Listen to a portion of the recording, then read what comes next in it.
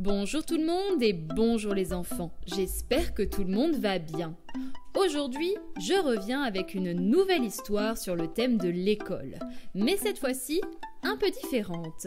Je vais vous raconter l'histoire de Maman à l'école. L'école, vous savez ce que c'est, n'est-ce pas? Cette petite fille dans cette histoire ne le savait pas jusqu'à lundi dernier. C'est une histoire écrite par Éric Veillé aux éditions Actes Sud et interprétée par Caroline Albertini. Évadez-vous bien!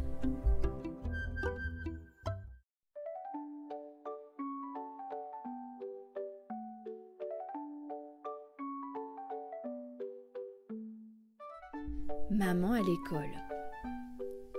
L'école, je ne sais pas si vous savez ce que c'est. Moi, je ne le savais pas jusqu'à lundi dernier. Je me suis habillée et avec maman, nous y sommes allés. Tout allait bien, je tenais maman par la main. On avançait dans un couloir avec plein de grandes portes jaunes. Malheureusement, une des portes était ouverte et derrière, il y avait quelque chose d'affreux. Une dame qui souriait. À côté d'elle, une autre dame qui disait qu'elle s'appelait Chantal. Et autour d'elle, des gars et des filles de mon âge qui pleuraient. Ils avaient une excellente raison. Figurez-vous que leurs parents étaient partis, disparus, envolés. Ah non, ça ne va pas se passer comme ça, j'ai pensé. Pour empêcher maman de s'échapper, j'avais plusieurs idées. Dans un premier temps, la technique de la moule, puis celle du bébé orang-outan, la position du chat sauvage, la chauve-souris, imparable. Enfin, pour la faire craquer, la technique du chiot écrasé.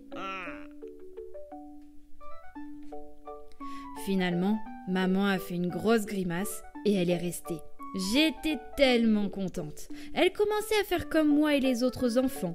Écouter la maîtresse qui se présentait. Je lui ai dit, tu vois maman, la maîtresse, elle s'appelle Martine. Juste après, maman s'est fait un peu gronder parce qu'elle avait commencé à parler à la maîtresse sans lever la main. Je lui ai montré comment il fallait faire. Ma cousine m'avait bien expliqué. Maîtresse, est-ce que je peux aller aux toilettes avec maman? Oui, bien sûr, a dit la maîtresse. La maîtresse nous a ensuite demandé de découper des arbres rouges et bleus et de les coller pour faire une frise. Maman n'arrêtait pas de rater. Du coup, elle bougonnait.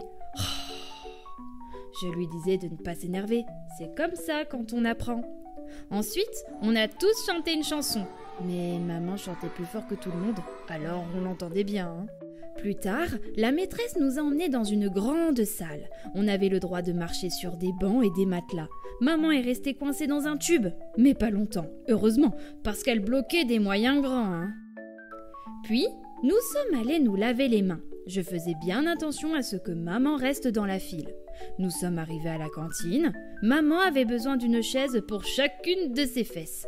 Ses jambes prenaient toute la place sous la table et ses pieds dépassaient.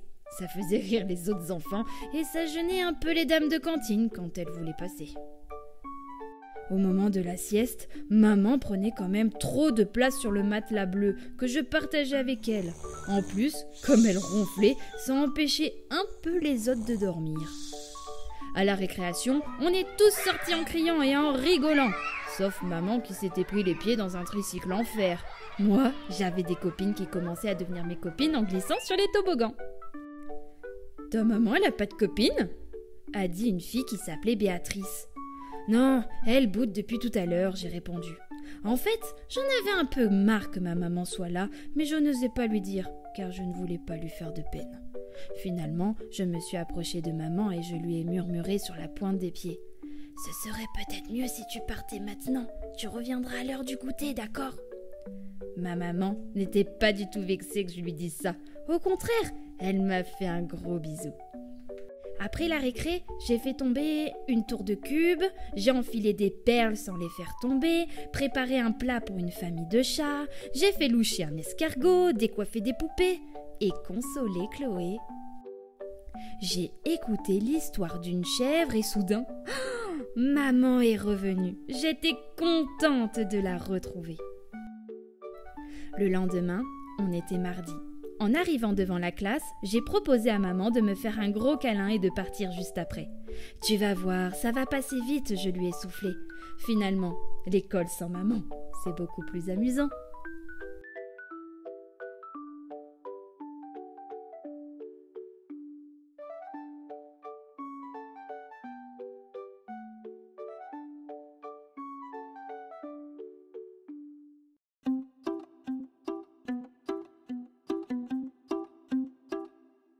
C'était l'histoire Maman à l'école, écrit par Éric Veillé aux éditions Actes Sud et interprété par Caroline Albertini. Les enfants, je suis sûre que désormais, vous aussi vous savez ce que c'est l'école, et que c'est d'ailleurs plutôt chouette, non? Et puis, on est d'accord, sans papa et maman, c'est quand même plus cool, non? Allez, je vous dis à très vite pour une prochaine histoire. Au revoir!